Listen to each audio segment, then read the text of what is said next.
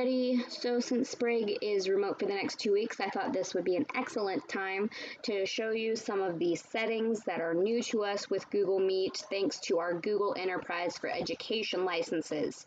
So we're going to go ahead and jump into this Google Classroom's Meet.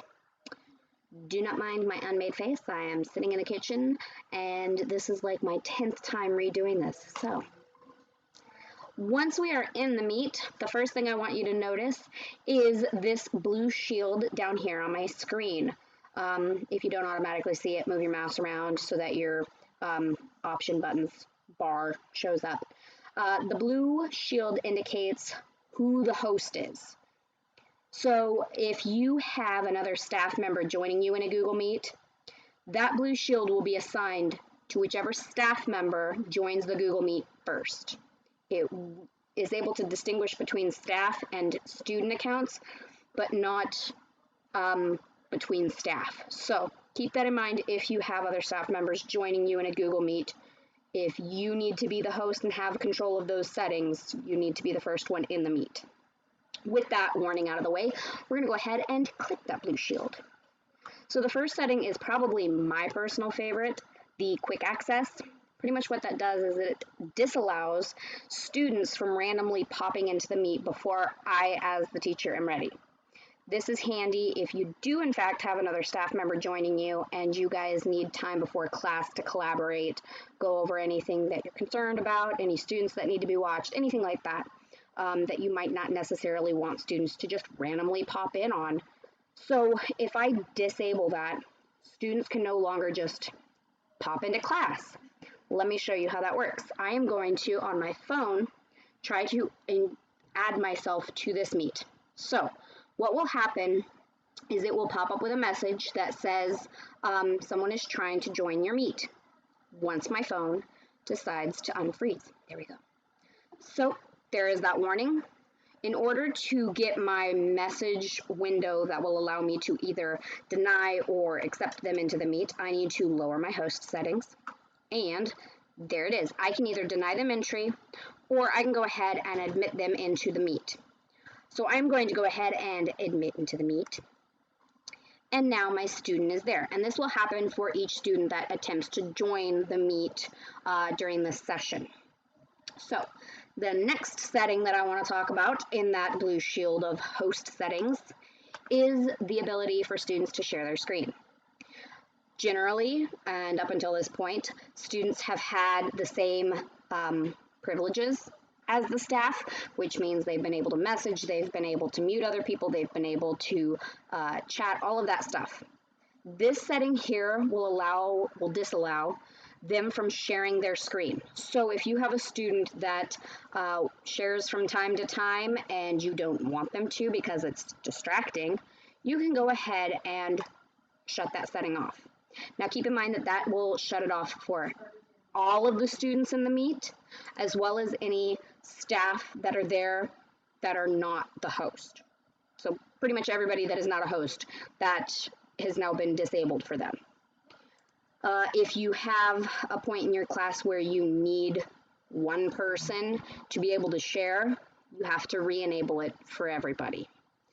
The next setting I think is a little bit more practical for our setup, especially for maybe elementary and middle school students who get a little distracted a little easier and would like to use Google Meets as more of a social hour. And that is the ability to turn off the chat. So let me show you what normally is able to be happening. Students are able to type in the chat, and sometimes that gets carried away to the point of no longer being useful to class. What I can do as the host is then disable that, and now when a student goes to message the chat, they will get a message that says, hey, failed to send. And they will have two options, the ability to tap and resend or tap and delete. They can attempt to resend and they'll get the same error message over and over and over again.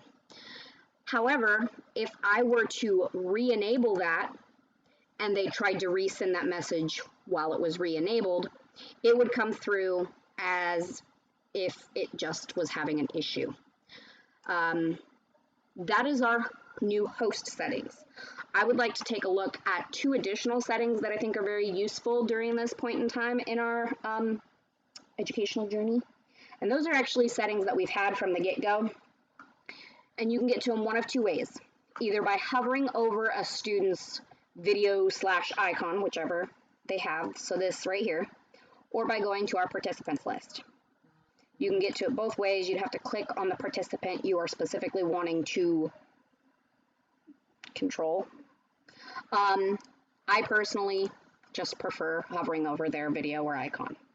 So let's say that I have a student who is talking while I'm trying to give a lesson. It gets very distracting, background noise, maybe there's a dog barking because that happens a lot in my house. And I've asked them and I've asked them and I've asked them to mute themselves, and they just aren't doing it. I can go ahead and hover over their icon, and this little ghost box shows up. The middle option is a microphone. If I click that, I have the ability to mute that participant. Note it says that the participant has the ability to unmute themselves, and they're the only ones that have the ability to unmute themselves. I, as the host, am not able to go in and unmute them. So keep that in mind. And unfortunately, the second I mute them, they can unmute themselves like immediately. But it's enough of a warning that hopefully students will catch on quick that, I need to be quiet. The second option is in the same spot. When I hover over it, this ghost box, there is a circle with a line through it. This I like to call my boot button. And that is because it allows me to boot a participant out of the meet. This is really handy if it's the end of class and I need students to leave. The reason that I would want to actively remove a student from a meet is because the meet will stay open after I leave if I am not the last person to leave. So if I were to say, okay, everybody, it's time to go, class is over, please leave, and then I, as the teacher, leave under good faith that they will follow, but they don't, the meet's still active, students can still come and go unsupervised. So a good rule of thumb, in my opinion, is to say, okay, class is over, please leave. If they don't immediately leave, just, okay, bye, and then remove them.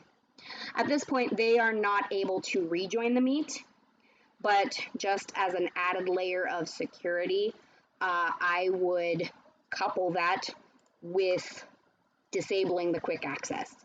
That way, no one can rejoin or join at the end of class without my consent. So yeah, those are the new settings that I wanted to go over with you guys. If you have any questions, you can email me, call me, text me, yodel down the hall at me. Just please do not throw anything at me. That is my one caveat. I hope that made sense, and have fun. Happy learning.